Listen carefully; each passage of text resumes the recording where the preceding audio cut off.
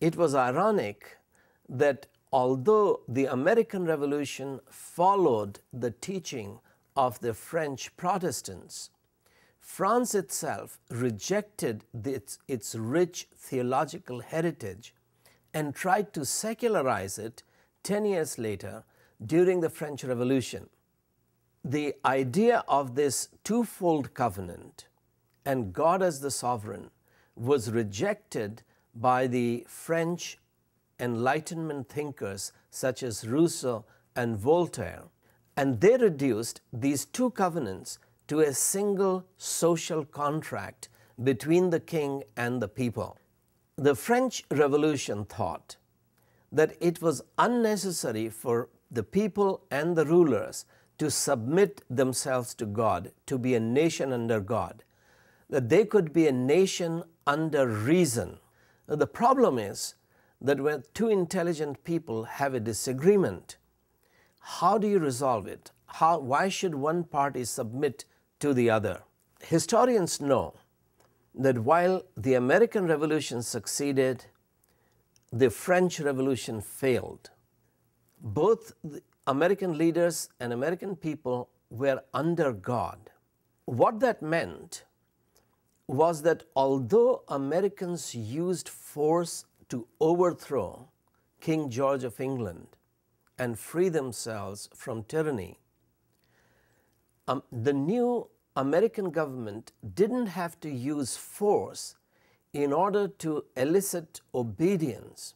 Americans were obeying their rulers willingly because American rulers were submitted to God.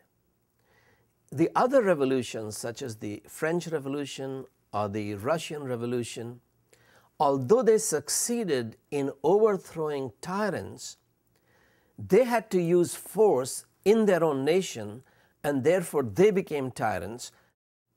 There are American intellectuals who are objecting to President Obama saying, "So help me God."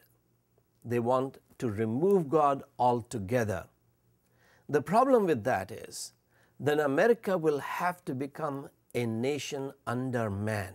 Many people think that democracy means what Abraham Lincoln declared, government of the people, for the people, by the people, meaning the majority rule. Now imagine you have an opportunity to meet with President Lincoln and you ask him, "Mr. President, you said that democracy means majority rule.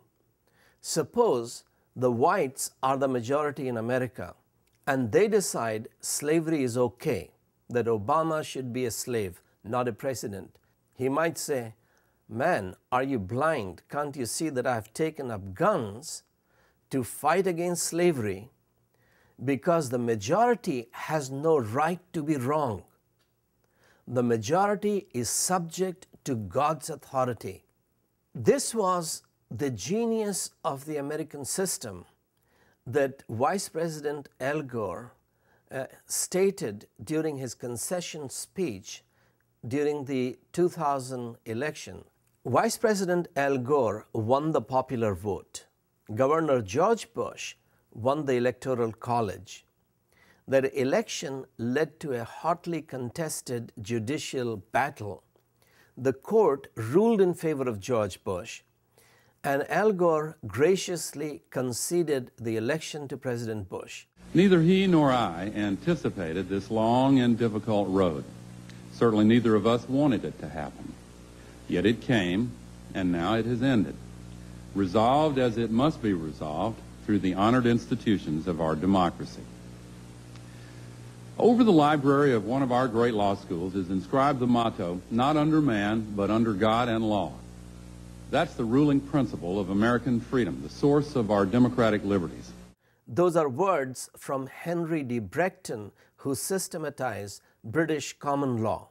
The implication, as Al Gore saw, was that America is not a nation that should be ruled by majority vote, but by God and law. The law of the land had said that George Bush had won the election, and even though Al Gore disagreed with the court's verdict, he respected the law and submitted to it.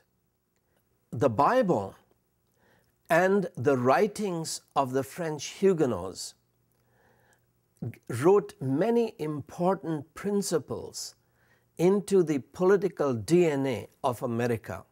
These are peculiar ideas that depend on the Bible, and therefore President Obama is right in putting his hand upon the Bible to take his oath of office.